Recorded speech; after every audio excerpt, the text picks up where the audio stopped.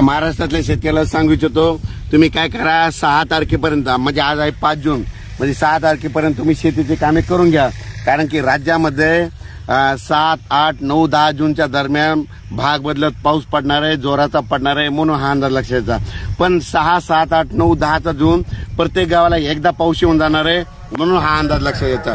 पण राज्यातल्या सर्व शेतकऱ्याला सांगू इच्छितो की हा पाऊस पूर्व विदर्भ, पश्चिम विदर्भ, दक्षिण महाराष्ट्र, उत्तर महाराष्ट्र, कोकणपट्टी, खानदेश, मराठवाडा सगळीकडे पाऊस पडणार आहे, म्हणून हा अंदाज लक्षात येतो. पण राज्यातल्या सर्व शेतकऱ्याला सांगू इच्छितो की राज्यामध्ये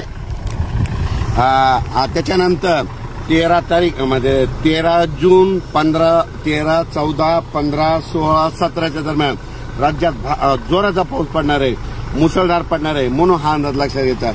पण राज्यातल्या सर्व शेतकऱ्याला सांगू इच्छितो की राज्यात आजपासून सांगतो की 5 तारखेपासून आज बऱ्याच भागात पावसाला सुरुवात होणार आहे. 6 जूनला आणखी खूप ठिकाणी पाऊस सुरू होणार आहे. 7ला आणखीन बराच भाग व्यापणार आहे.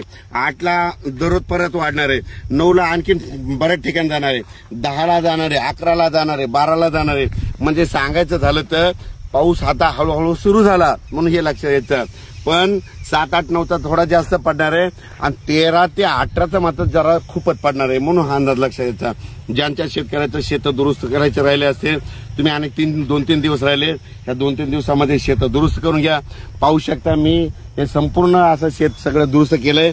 आता थोडा पाऊस पडला आणि रान आंधळ झालं की लगेच पेरणीला सुरुवात करणार आहे. आणि ज्यांना असं म्हणजे रान आंधळ नसलं झालं तर तुम्ही पेरणीची नंतर पेरू शकता. ज्यांच्या जमिनीमध्ये ओल आहे तुम्ही पेरू शकतात, हे देखील सांगू इच्छितो. पण राज्यात मात्र म्हणजे आज आहे 5 पासूनच बऱ्याच ठिकाणी आज पावसाला सुरुवात होईल. 6ला वाढत जाईल, 7ला वाढत जाईल, 8ला वाढत जाईल, 9, 10, 11 असा पाऊस पडतच राहणार आहे. दररोज वेगवेगळा भाग घेत राहणार आहे, म्हणून हा अंदाज लक्षात घ्यायचा. त्याच्यानंतर 13 ते 18 देखील खूप पडणार आहे, म्हणून हे लक्षात घ्यायचं. आणि माझी सर्वांना विनंती आहे, कापूस लागवड करत असाल तर तुम्हाला एक सांगू इच्छितो, मी स्वतः कापूस लागवड करणार आहे. यावर्षी 3x1 अंतर आहे. 3x1 अंतरनं काय होतं, 1 एकरमध्ये 14,000 झाडं बसतात. जर कापसाचं झाड कमरा इतकं जरी असलं तर त्या कापसाला काय होतो, चांगला उतार येतो. आणि खताचं नियोजन एकदा फक्त रेगाटीला खत द्यायचा, परत खत द्यायचं नाही, काही नाही, फक्त पोळ्याची अर्धी बॅग युरिया द्यायची. आणि असं नियोजन केल्याच्या नंतर 3x1 12, 13, 14 क्विंटल पर्यंत कापूस निघतो. म्हणून हे देखील सगळ्यांनी करायचं. म्हणजे अंतर कमी करा, खर्च कमी करा. आपल्या जमिनीनुसार थोडं 3x नसलं तर 4x1 करा, पण थोडं अंतर कमी करून खर्च कमी करा, हे सांगू इच्छितो. पण राज्यात मात्र आज 5 तारखेपासूनच बऱ्याच ठिकाणी पावसाला सुरुवात होईल.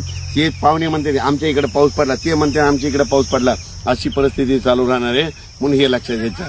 अचानक वातावरण बदल झाला, लगेच उद्या एक मेसेज दिला जाईल. आणि हे माझ्या शेतामधून अंदाज येत आहे, पाहू शकता जे आपलं शेत आहे. धन्यवाद. ताज्या घडामोडी जाणून घेण्यासाठी आजच बहुजन आवाज न्यूज चॅनलला लाईक, शेअर आणि सबस्क्राईब करा.